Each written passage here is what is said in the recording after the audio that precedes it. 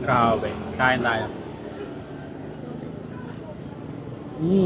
Madam, gaano katagal na pala kayo nagtitinda dito ng lugaw? Mag-17 years na po. Nagtitinda ka ng lugaw 17 years ago?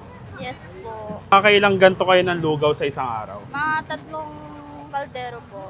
So mga baksayan, padayo nga ulit tayo dito sa Green Gate Subdivision. Dito lang yan sa Malagasang, Imus, Cavite. Para mapuntahan ito. Yung sa Broso Lugawan na talaga namang binabalik-balikan. At saka sobrang daming tao, grabe. Talaga namang parang all-time favorite yan ng mga taga malapit dito. At saka yung iba dumadayo pa nga para kumain dito. Kaya naman tayo napadayo na rin para subukan at tikman. So paano? Tara, samahan nyo ako. Tikman natin. Let's go. Hello madam, magandang hapon po. Magandang hapon po. Madam, anong meron sa atin dyan? Lugaw po.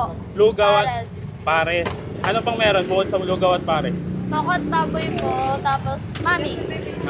Magkano naman yung, ano nyo, yung lugaw nyo? Yung lugaw plain po 25. Yung may laman po 50 po. Ano yung laman nun? Tuwalya po. Paano pangalan nitong lugawan nyo dito? Ano po, sa Broso Lugawan at Pares. Bakit pala sa Broso, madam? Means ano po, masarap. Mat kayo matatagpuan, madam? Dito lang ko sa Malagasan 2A, kanto ng Dinggit. Yung kwat baboy, madam, magkano? 50 din po. Po. At taba, pwedeng palagyan ng tabayan? Sige po. Unlimited ba yung taba nyo, madam? Opo. Ayan.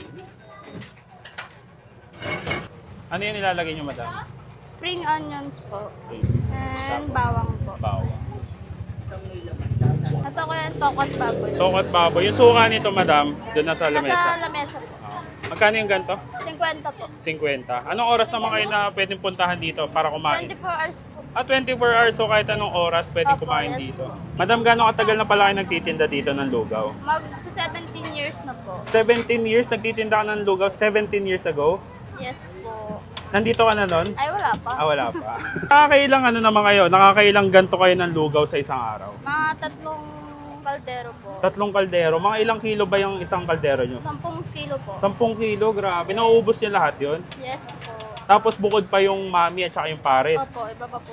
So mga baksayan, dumayo na nga tayo dito. Isa sa pinakamatanda at saka kilalang lugawan dito sa Imus, Cavite. At ito nga yung sa Broso Lugawan na talaga namang binabalik-balikan yung malasa nilang lugaw.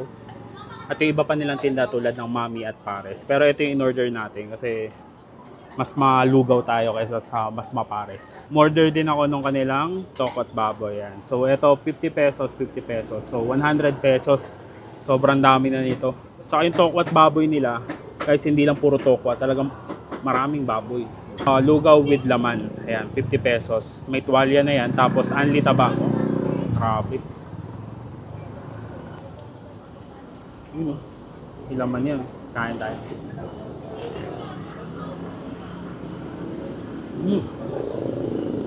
Sarap. Ang lasa ng laman nila. Parang may timpla na yung pinakalaman. Sobrang malinamnam. Nakakadagdag siya ng flavor sa sa lugaw. Try natin tong tokot baboy. Kaya natin ng kanilang pangmalakasang suka. Ito yung madalas na nagdadala talaga sa tokot baboy. Yun o. Kain.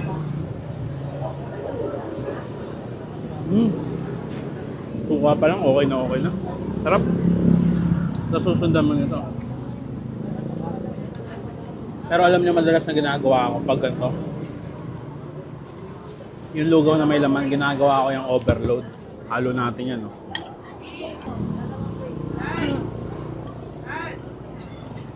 Ayan guys, try natin to. Ayan, no? Halo-halo na yan.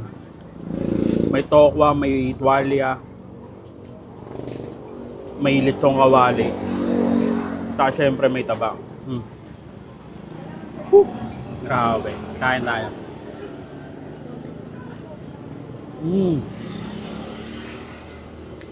Mas masarap.